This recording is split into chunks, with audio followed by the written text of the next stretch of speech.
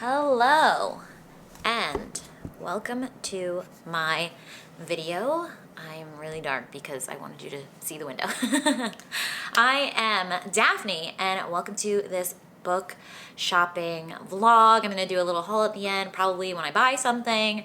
It is the end of the workday. I actually had an emotional breakdown at work today.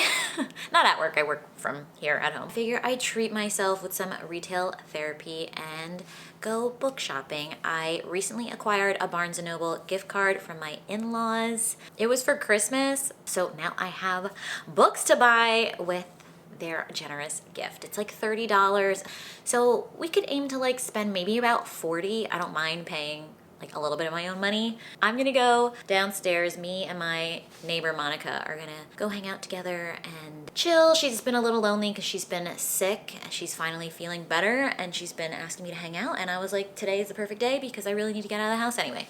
If you're new to this channel, I live in New York City and I love sharing my passion for books and my life here in New York City. So let's go on a little book shopping adventure.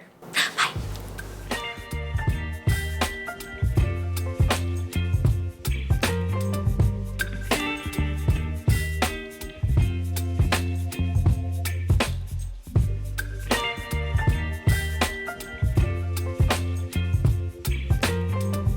Oh, they're like gonna have an event or something. Oh, I don't know if we'll be able to come in. Oh. No worries.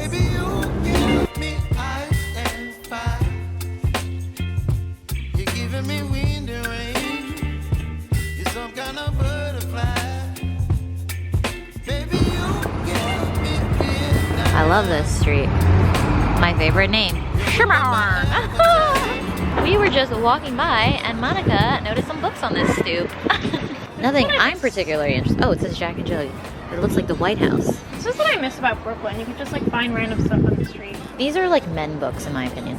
Yeah. Like what I'd expect a man to read. I love the spontaneity though. Yeah.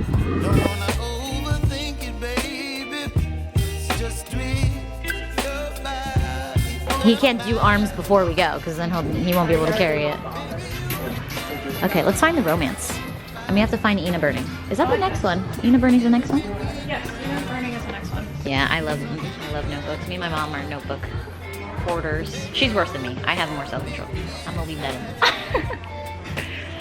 feel like this would be a good coffee table. Yeah, these are perfect for a coffee table. Okay, if you were gonna pick one for your coffee table, which one would you want? Ooh, Dior. Ooh, the white Chanel or the black Chanel? There we go. That's what we're talking about.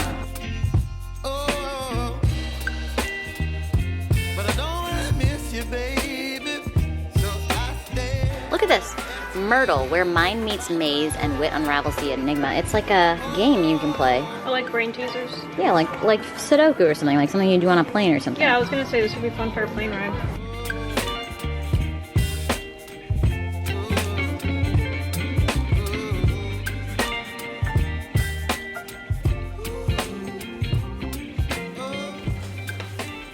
Okay, I am back from my shopping adventure.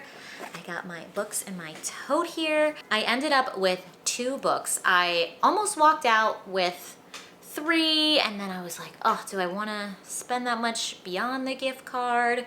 Because 2 books already put me at $40. But I'll also tell you some of the other books I was considering, the books that I would have bought if they were in that Barnes & Noble, but they weren't, which was a bummer.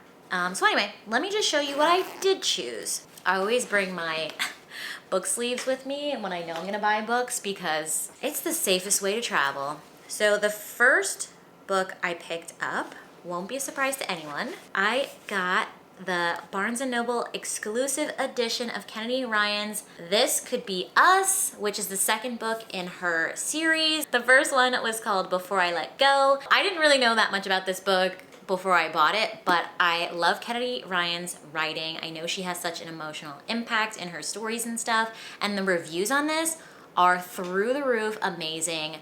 So many 5-star reviews. Like, I could tell you what the actual rating is because it was pretty impressive. The series is called Skyland series, by the way, now that I'm looking on Goodreads, and the rating is 4.54.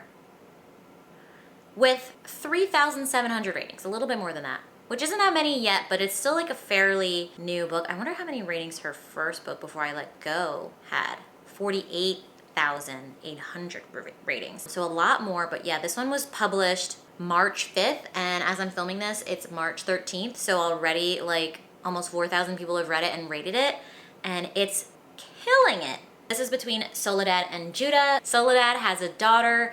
I don't know if she's married, but she's with a man, and he betrays her. I imagine he cheats on her, but she's so used to having her life very organized, and like she's usually in control of all her situations. She's very much a planner. So when this tragic heartbreak happens with this person she trusted betraying her, this person that was supposed to be her forever betrays her, she doesn't give herself a lot of time to grieve. She has to keep it moving. She has to provide for her daughter, and she's not gonna let this stop her. Judah comes into the picture, and he is this brilliant single dad, and apparently he's the last man she should want but can't seem to resist. So excited to see how this goes. It'll be nice to get back into this friend group again, see how everybody's been doing. Obviously, Soledad's gonna be going through the ringer. We'll see what other hints come out for the next book in the series, because I think there's one more friend that will likely get a book. And it's the exclusive edition because it's like more pink and stuff. It's got like the pink flowers and all that, but it's very similar to the original version. Okay, so that's the first book. And then the second book I got is not a romance, but I'm so excited about it. If I really like it, it's definitely a good book to recommend to like my mom and like other people that want to get into reading but don't necessarily read as much like romance or like steamy stuff like I do. So hopefully I love it.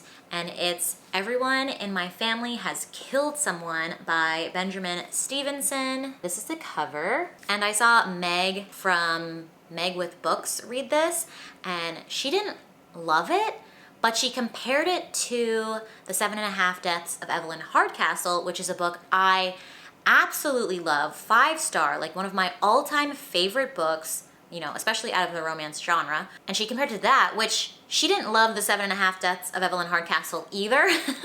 So even though she didn't like either of those books, I loved 7.5 Deaths. So I'm thinking I could love this one as well. So I'm very excited. As far as I know, and according to Meg, it's very like aware of itself. I think the narrator, or at least the main character, is kind of hinting at what this murder is. And I don't know, I think it's just like very witty and clever and like meta maybe, which reminds me of another favorite book of mine, which was Anxious People, and the narrator in that isn't actually a character in the story, but he's such a character in the creation of the book, just like in the experience of reading.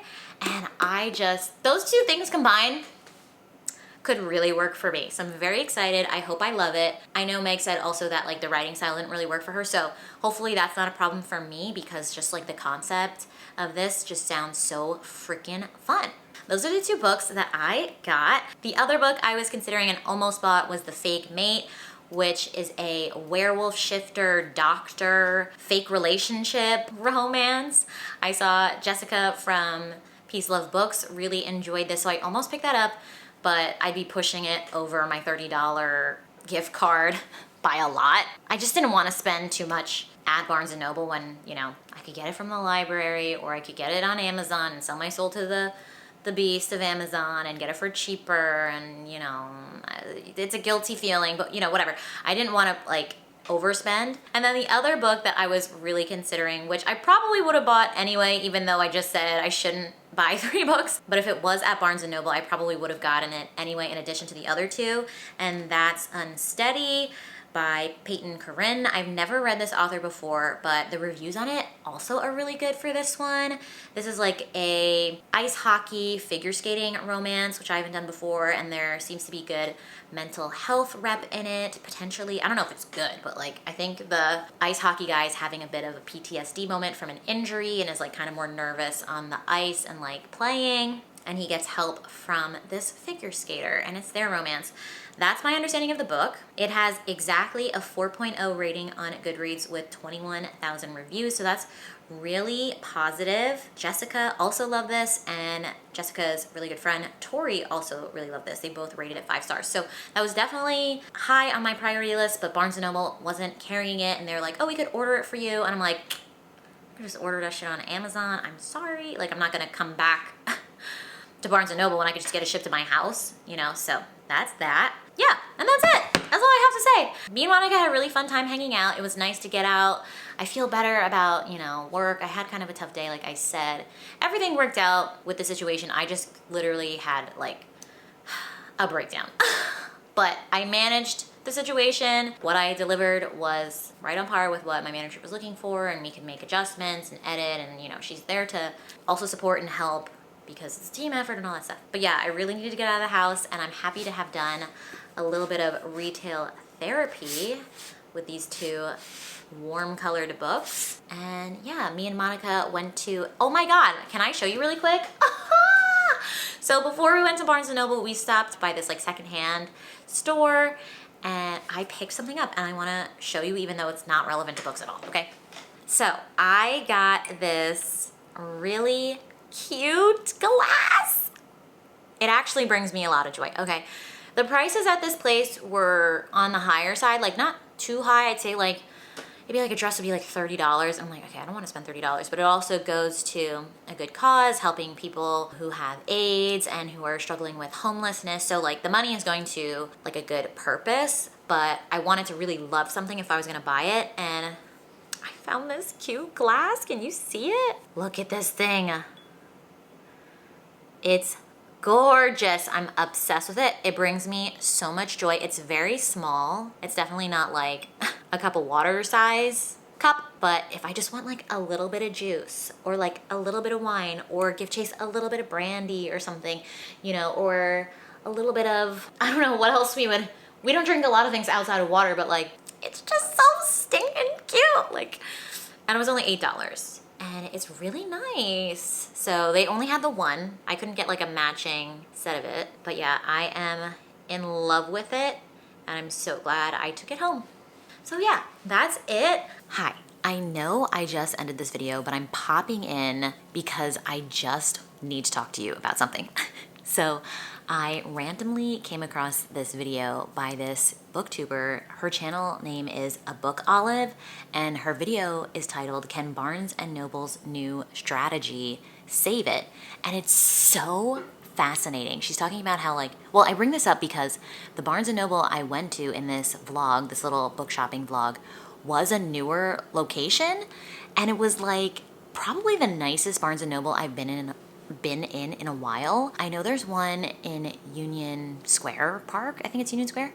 And that's like the iconic, like really tall one in the city. But like even that one's like not that nice. Like this location in Brooklyn, I don't know what neighborhood it's in, but it's close to downtown Brooklyn, was so nice. And she kind of talks about this, how like they have a new CEO and they're doing this whole new strategy. I'm gonna link the video for you to watch because it was just so interesting. And she thinks that Barnes & Noble's new strategy with this new CEO could really, you know, save them. So I just thought that was so fascinating because I like just naturally and organically got to experience an improved Barnes & Noble, and it made me so excited to shop there. It really gave vibes similar to McNally Jackson, which is a chain, but it's not nearly as massive as Barnes & Noble, and they have a really nice vibe in their bookstores, and it feels very indie. Like I didn't realize it was a chain until I like randomly came across another one. I was like, oh, there's more than one of these, you know? And that's what Barnes & Noble is trying to do. They're trying to get back to like those roots of being indie and all that stuff, and letting the booksellers in their locations have control of what books are on their shelves, which makes it feel less like uniform and corporate and all that stuff. It's so interesting. It's so interesting. And that way they can like react faster to trends, and that's how they're able to like have all the book talk books that are trending and stuff and spit them out really quick and like put them in front of people much faster than if it had to come all the way down through the red tape of corporate stuff. Oh, definitely check that video out if you're interested in like, just like the business side of books and all that stuff. It was just very informative, and their CEO is really smart. Apparently he was the CEO for Waterstones for a while and like got them back into like a profitable area, and it seems like it's really working with Barnes & Noble.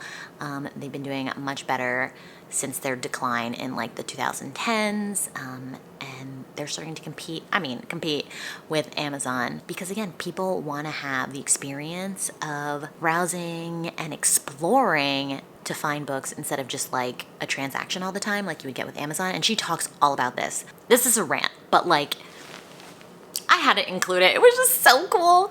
And shout out to that creator. Thanks for making that video. And yeah, that's all. So I might let my previous self say goodbye, or I'll just say goodbye here. But thank you for watching the video. I really appreciate it. There's a siren going on, so I'm gonna let my past self say bye, I guess. I had a pretty good afternoon. Shout out to my friend Monica for tagging along in the vlog with me and not minding that I was filming. I did ask her permission, so we're all set with that. And yeah, just for spending time with me and being a good friend. So thank you for being a good friend by watching this video. I hope you enjoyed it. If you did, please feel free to leave this video a thumbs up and subscribe down below if you haven't already. I would greatly appreciate it. Obviously, it helps out my channel. And I will catch you in another video. Bye!